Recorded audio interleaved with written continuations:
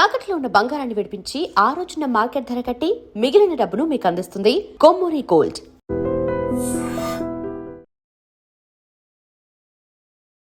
Hi, welcome to I dream తెర వెనుక కథల కార్యక్రమానికి స్వాగతం.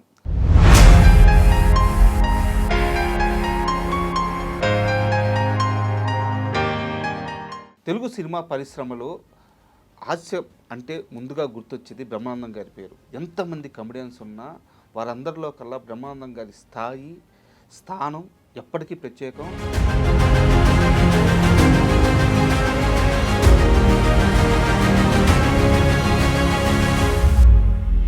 అయితే ఇండస్ట్రీలో ఆయన వైభవం గురించి మనం చెప్పుకోవడం కంటే దగ్గర నుంచి చూసిన మనిషి సీనియర్ డైరెక్టర్ కనగల జయకుమార్ గారు ఈరోజు మనతో పాటు ఇండస్ట్రీలో ఉన్నారు. అసలు బ్రహ్మానందం గారి సినీ ప్రయాణం ఎలా జరిగింది, ఆయన వైభవం ఎలా కొనసాగింది, ఇలాంటి తెర వెనుక కథలన్నీ చాలా ఇంట్రెస్టింగ్గా ఉండబోతున్నాయి. ఈ ఎపిసోడ్ మీకు అందరి కోసం ప్రత్యేకంగా. హాయ్ సార్, నమస్తే. నమస్తే సార్, బ్రహ్మానందం గారు అంటే ఒక మనిషి రూపం గుర్తొచ్చిన, ఒక మనిషి మాట వినిపించిన, ఒక మనిషి గురించి మాట్లాడుకున్నా నవ్వు వచ్చేసే వ్యక్తి. అవునండి. ఆయన ప్రయాణం, ఆయన వైభవం ఎలా జరిగింది ఇండస్ట్రీ? బ్రహ్మానందం గారు గొప్ప టైమింగ్ సెన్స్ ఉన్నటువంటి ఆర్టిస్ట్ అండి. సార్, ఆయన కమెడియన్ ఎందుకు అయ్యాడు అనిపిస్తుంది నాకు. ఎందుకంటే ఆయన చాలా చదువుకున్నవాడు, తెలుగు సాహిత్యం మీద చాలా పట్టున్నవాడు. సార్, తెలుగు సాహిత్యం గురించి మాట్లాడితే అనర్గళంగా మాట్లాడతాడు. పోతన భాగవతంలో పద్యాలు అనర్గళంగా చదువుతాడు. అంత మేధావి ఇంత కమెడియన్ ఎలాగయ్యాడు అనిపిస్తుంది నాకు. సార్, అంత మేధావి. తర్వాత అండి, ఆయనకి ఈ భౌతిక సమాజాన్ని బాగా స్టడీ చేసి అందులో ఎన్నో విద్యార్థులకి చాలామందికి పాఠాలు చెప్తారు కదా. విద్యార్థులు రకరకాల విద్యార్థులు ఉంటారు, వాళ్ళందరినీ కంట్రోల్ చేసి ఇప్పుడు టీచ్ చేయటం అనేటటువంటిది పెద్ద సమస్య టీచర్కి. స్టూడెంట్స్ కంట్రోల్ చేయటం అనేటటువంటిది ఇప్పట్లో మామూలు విషయం కాదు. సో ఆ విధంగా ఒక అధ్యాపక వృత్తి నుంచి లెక్చరర్గా చేసి, తెలుగు లెక్చరర్గా చేసి, తెలుగు లెక్చరర్ తెలుగు మాస్టర్ అంటే చాలా చులకన భావం. అయినా కూడా తెలుగు పాఠాలు చెప్తూ వాళ్ళందరినీ కంట్రోల్ చేస్తూ ఒక మంచి ఉపాధ్యాయుడిగా ఇండస్ట్రీకి వచ్చినటువంటి వ్యక్తి. ఆయన ఉపాధ్యాయుడిగా ఉంటూనే మిమిక్రీ చేసేవాడు. సినిమాలంటే బాగా ఇంట్రెస్ట్, బాగా మిమిక్రీ చేసేవాడు. ఆ మిమిక్రీ టాలెంట్తోనే వచ్చాడు ఆయన. జంజాల గారి పరిచయం ఎలా జరిగింది సార్? జంజాల గారి దగ్గరికి అక్కడ మొట్టమొదట అదే చిరంజీవి గారిని ఆయన ప్రసన్నం చేసుకోవటం, ఆ మిమిక్రీతోనే ప్రసన్నం చేసుకున్నాడు. చిరంజీవి గారు షూటింగ్ చుట్టానికి వచ్చాడంట. ముందు చిరంజీవి గారు యాక్ట్ చేస్తూ ఉంటే ఈయన యాక్ట్ చేసేస్తున్నాడు. చిరంజీవి గారిని దగ్గర నుంచి చూడటం కదా. సో ఈయనకి డిస్టర్బెన్స్ లాగా ఉంది. వాడు ఎవడో కంటికి ఎదురుగా డిస్టర్బ్ చేస్తున్నాడు అది దాన్ని విసుక్కున్నాడు ఆయన.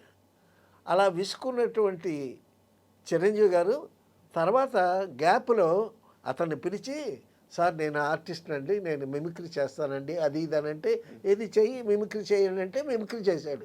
మిమిక్రీ చేసేసరికి అమ్మో వీడి దగ్గర స్పార్క్ ఉందని ఈయన గమనించాడు. గమనించి చిరంజీవి గారిని పట్టుకుంటే మనకి బాగుంటుందని ఆ చిరంజీవి గారిని ఫాలో అయ్యాడు. చిరంజీవి గారి ఖాళీ సమయాల్లో గ్యాప్స్లో ఇతని చేత మిమిక్రీ చేయించుకొని ఎంటర్టైన్ చేయించుకొని ఆ విధంగా చిరంజీవి గారి ఆశ్రయం బాగా సంపాదించాడు.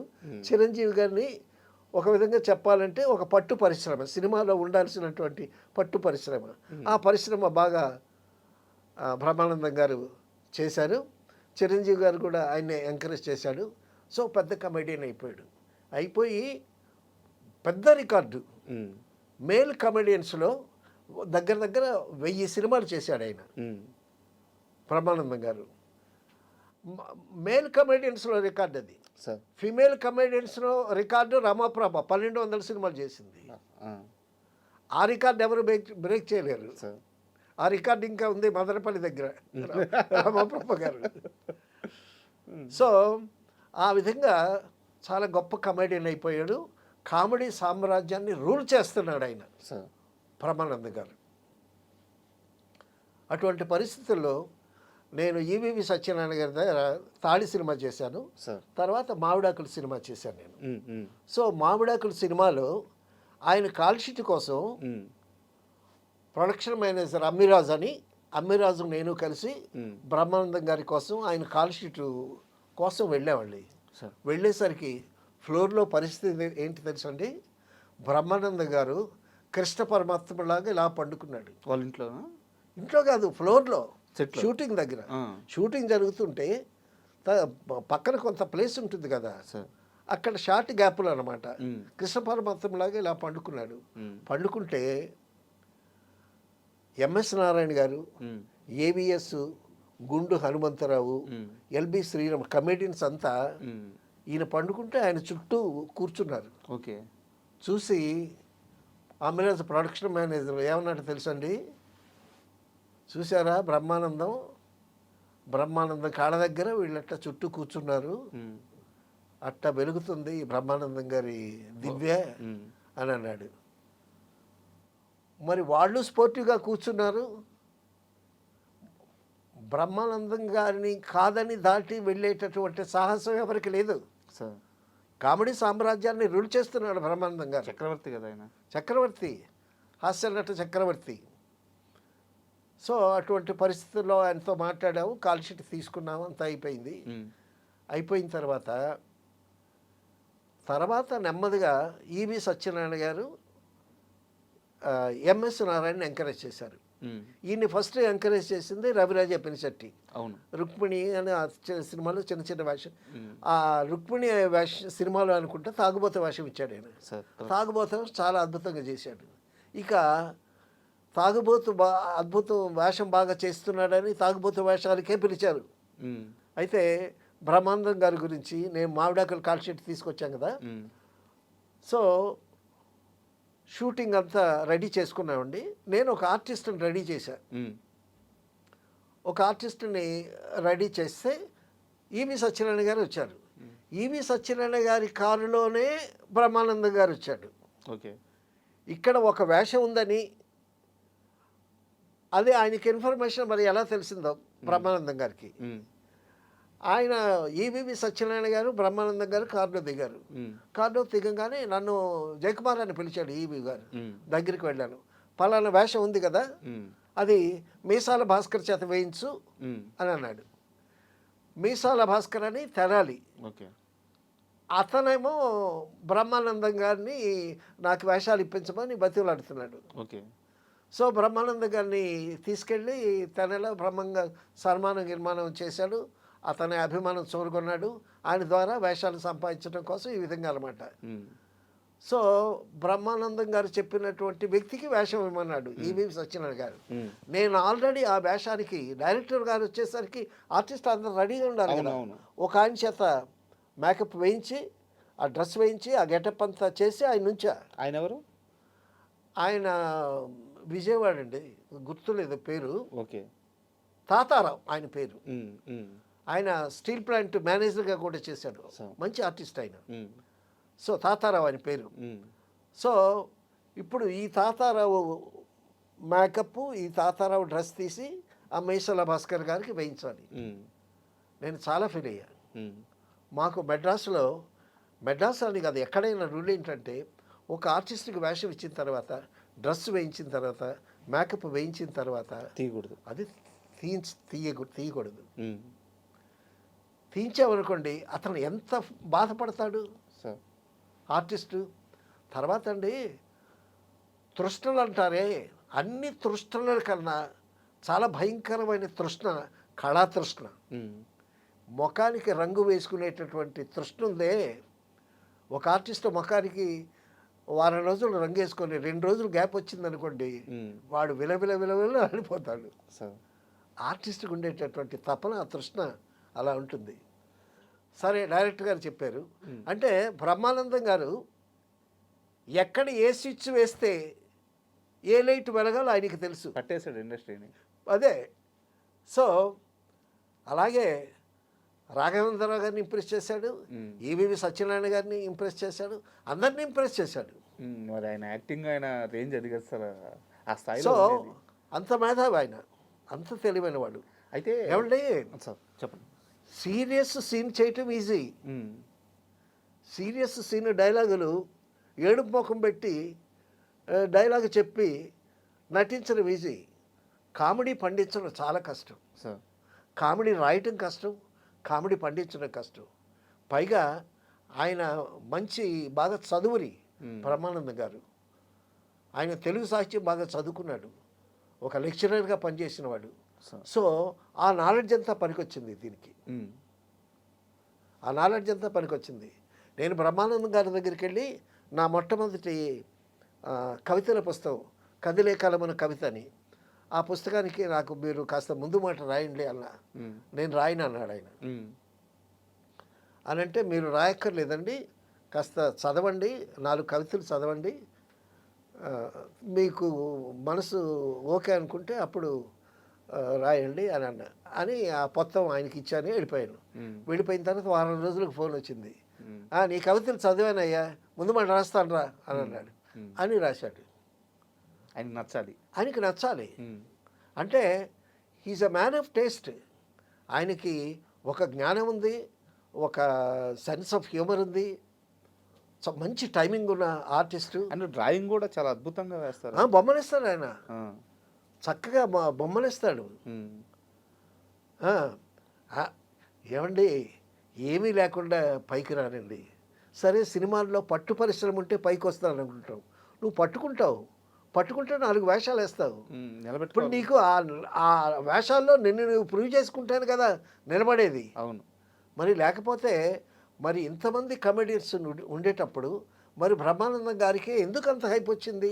సార్ దీనికి సంబంధించిన ఒక ప్రశ్న ఉంది నా దగ్గర. చెప్పండి. అంటే నేను విన్నది, మీలాంటి పెద్దల దగ్గర నుంచి విన్నదే, బ్రహ్మానందం గారు ఒకానొక స్థాయికి వెళ్ళిపోయాక, ఒక స్టార్డమ్ దాటేసాక, ఇండస్ట్రీకి కామెడీకి కేర్ ఆఫ్ అయిన తరువాత అవును గంటకి ₹1,00,000 రెమ్యునరేషన్ తీసుకున్న ఆర్టిస్ట్ అయ్యారంట. నిజమేనా?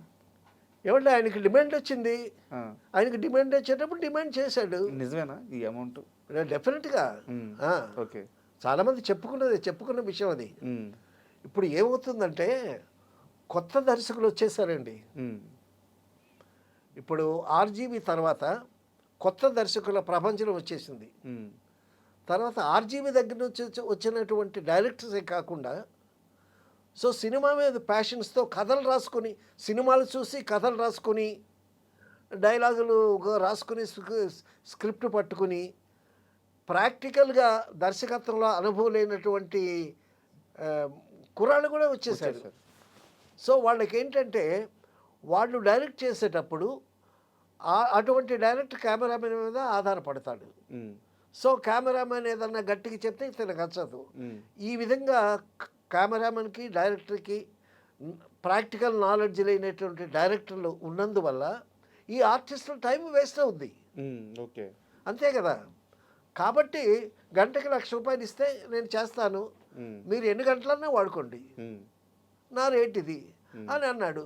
సాగింది, తప్పే ఉంది అందులో? ఊరికనే ఎవరు కదా.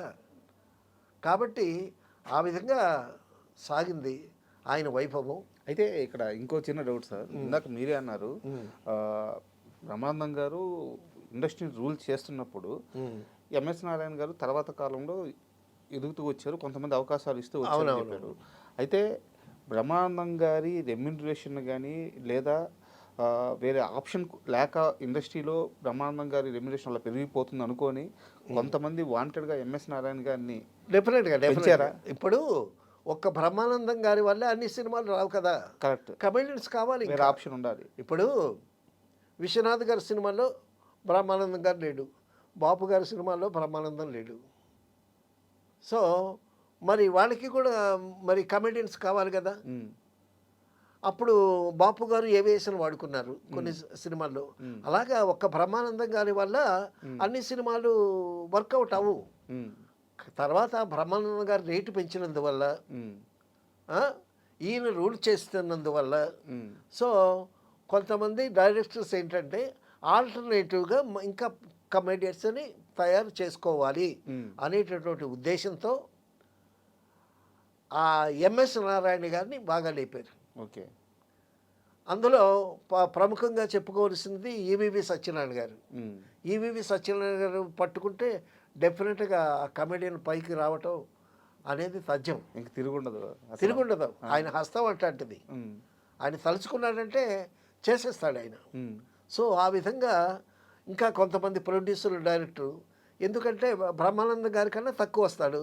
ఉమ్, బ్రహ్మానందం గారి కన్నా తగ్గి ఉంటాడు మనిషి. ఉమ్, సో కావాలి కదా వీళ్ళకి.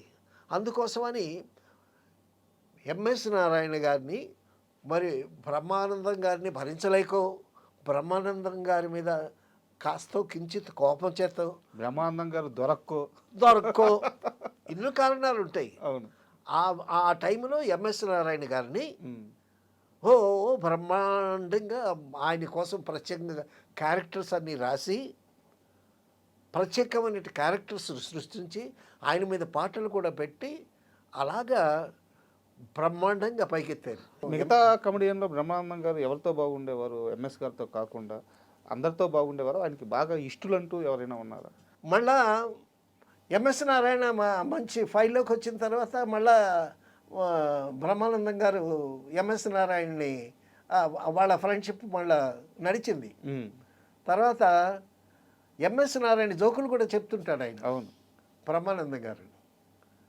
అందులో ఏంటంటే ఎల్బి శ్రీరామ్ కూడా ఒక ఇదే కదా. ఎల్బి శ్రీరామ్ గురించి ఒక జోక్ చెప్పాడు ఎంఎస్ నారాయణ గారు. మీ అంత కాంట్రవర్షియల్ మనిషి ఉండడండి అన్నారు. నేను కాంట్రవర్షియలా అని అన్నాడు ఎల్బి శ్రీరామ్ గారు. మరి కాంట్రవర్షియల్ కాకపోవటం ఏంటి? మీ మీ మీ పేరేమో శ్రీరాము, మీ ఇంటి పేరేమో లంక. లంకకి శ్రీరాములకి ఎక్కడ కుదురుద్దండి? ఇంతకన్నా కాంట్రవర్షియల్ ఏముంది? దట్ ఈజ్ ఎల్బి శ్రీరామ్ అన్నాడు. అలాగా చాలా మంచి టైమింగ్ ఉన్న ఆర్టిస్ట్ అండి. తర్వాత బ్రహ్మానందం గారు మంచి గెటప్ ఏదో తమాషా అయిన గెటప్ వేసుకుని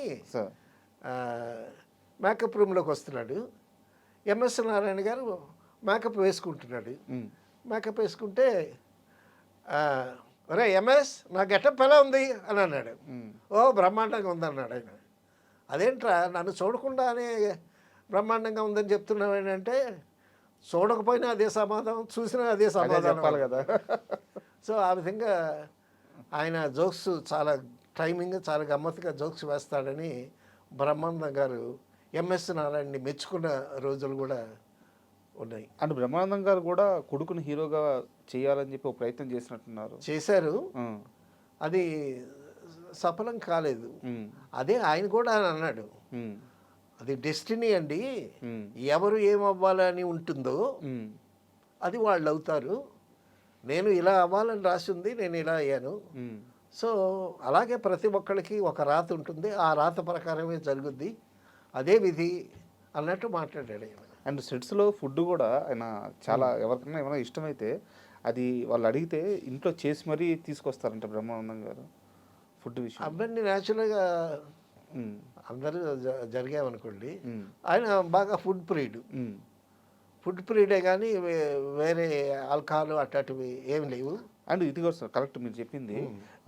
7 తర్వాత అసలు ఇంకా ఎక్కడ కూడా సెట్స్లో సినిమా షూట్ చేయడం కానీ లేదా ఫ్రెండ్స్తో తిరగడం. అవును, ఆఫ్టర్ 6 షూటింగ్ చేయడం ఆయన చేయడం.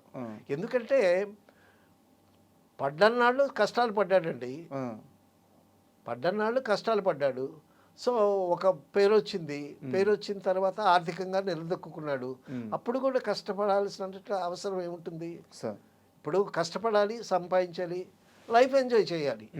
సో మీరు లైఫ్ ఎంజాయ్ చేయకుండా ఎంత కూడబెట్టుకున్నా, ఎంత సంపాదించినా వేస్తే కదా. సో మీరు కష్టపడింది మీరు అనుభవించడానికి, మీ బిడ్డలు అనుభవించడానికి. సో ఒక స్టేజ్కి వచ్చిన తర్వాత న్యాచురల్గా ఆ సైకాలజీ ఆ విధంగా వర్కౌట్ అవుద్ది, అందులో తప్పలేదు. బ్రహ్మానందం గారి కెరీర్ మొత్తం మీద చూసుకుంటే స్టార్టింగ్లో మీరు ఇందాక చిరంజీవి గారి ప్రస్తావన తీసుకొచ్చారు. అయితే జంజాల గారి రోల్ చాలా కీ రోల్ కదా జంజాల గారి సినిమా. అవునవును, ఆయనే చెప్తాడు, జంజాల గారు మా గురువు గారు అని చెప్తాడు. సో ఆహనా పెళ్ళంటలో అద్భుతమైనటువంటి క్యారెక్టర్ ఇచ్చాడు. సో ఆ క్యారెక్టర్తో అరగంట వేషం అందులో అవును. అది బాగా క్లిక్ అయింది. సో అలాగే ప్రతి సినిమాలో జంజాల గారు ఆయనకి వేషం ఇచ్చి ఎంకరేజ్ చేశాడు. సో వచ్చిన ప్రతి అవకాశాన్ని సద్వినియోగం చేసుకుని ఎదిగాడండి ఆయన. సో ఆ విషయంలో ఆయన చదువు కానీ, ఆయన తెలివితేటలు కానీ, ఆయన సమయస్ఫూర్తి కానీ, తర్వాత ఆయన లౌక్యం కానీ అవన్నీ బాగా పనిచేసాయి. అవన్నీ పని చేయబట్టే ఆయన అంతగా ఎదిగాడు. ఇన్ని క్వాలిటీస్ అందరిలో ఉండవు సార్. ఎక్కడో కొంతమందిలోనే ఉంటాయి. దేవుని కూడా చాలా బలంగా నమ్ముతారంట ఆయన. ఆయన మంచి భక్తుడు కూడా. భక్తి ఉంది, విశ్వాసం ఉంది, తర్వాత అన్నీ సుగుణాలు ఉన్నాయి. మంచి ఆర్టిస్టు, మంచి టేస్ట్ ఉంది, మంచి చమత్కారి, అన్నీ ఉండబట్టే అంత ఊరికే ఎదుగుతారండి మనుషులు. సార్ 1000 సినిమాలు కమెడియన్గా చేయటం అంటే Guinness world record sir. Guinness world record చాలా గొప్ప విషయం. ఆ విధంగా బ్రహ్మానంద గారిని ఎంతైనా మెచ్చుకోవాలి. తర్వాత ఆయన సాహిత్య సభల్లో మాట్లాడినటువంటి ఆ ఉపన్యాసాలు కానీ వింటే బ్రహ్మానందం గారిలో ఉన్న లోతు తెలుస్తుంది మనకి. సార్ ఒక్కొక్క పద్యం, ఒక్కొక్క భారత భాగవతాల్లోని పద్యాలు ఒకసారి పద్యం పాడి దాన్ని విశ్లేషిస్తూ ఉంటాడు. అప్పుడు తెలుస్తుంది ఆయన పైకి కనిపించేటటువంటి కమెడియన్ వేరు, ఆ సాహిత్యంలో ఉండేటటువంటి లోతులు, ఆయన చదువుకున్న లోతులు అవన్నీ నాలెడ్జ్ కానీ ఆ నాలెడ్జ్ బాగా ఉంటుంది. ఎంతమంది ఉన్నా సరే బ్రహ్మానందం గారి సీరియస్గా మాట్లాడతాడు, మళ్ళా సీరియస్గా మాట్లాడతాడు. కామెడీగా మాట్లాడాల్సి వస్తే కామెడీగా మాట్లాడతాడు. ఒక సభలో కామెడీగా మాట్లాడుతూ మోహన్ బాబు గారిని భలే ఆట పట్టించాడు. సో ఆయన కత్తికి 2 వైపులా పదునే. ఆ 2 వైపులా ఒక పదునైతే హాస్యం, రెండో పదును సాహిత్యం. ఆ సాహిత్యం తాలూకా లోతు ఆయన సభల్లో మాట్లాడేటప్పుడు, సాహిత్య సభల్లో మాట్లాడేటప్పుడు మనకి ప్రస్ఫుటం అవుతుంది. Sir thank you very much. ఎందుకంటే బ్రహ్మానందం గారిని ఎప్పుడు స్క్రీన్ మీద చూడడము, ఆయన పండించిన హాస్యాన్ని చూసి నవ్వుకోవడం ఇవి మాత్రమే మాకు తెలుసు. కానీ వెనక సినిమా షూటింగ్ టైంలో కానీ, ఆ ప్రయాణంలో కానీ ఇంత గొప్ప జర్నీ ఉంటుందని కానీ, ఇన్ని విశేషాలు ఉంటాయని మాకు తెలియదు. నిజంగా గొప్ప విషయాలు తెలియజేశారు. Thank you. Okay, thank you. And for more videos, please subscribe to iDream channel. Subscribe to iDream Media. Please subscribe to iDream. Please subscribe to iDream. Please subscribe iDream. And please subscribe to iDream. For more videos, subscribe to iDream. please like, share and subscribe to the channel. Congratulations, iDream. Subscribe to iDream. Subscribe to iDream. So subscribe to iDream Media. iDream ki iDream team andarki huge congratulations. Please subscribe iDream Media. Please subscribe to iDream. Subscribe iDream. Please subscribe to iDream. iDream అంటే నా కళల channel subscribe చేసుకున్న నోరు తిరుగుతలేదు, మీరైతే గంట గుర్తు కొట్టండి. For more such videos, please subscribe to iDream. Subscribe to iDream. Please subscribe to iDream. Please subscribe iDream Media. Please do subscribe to iDream. Please subscribe to iDream Media. For best entertainment and information, please subscribe iDream. And don't forget to subscribe to iDream.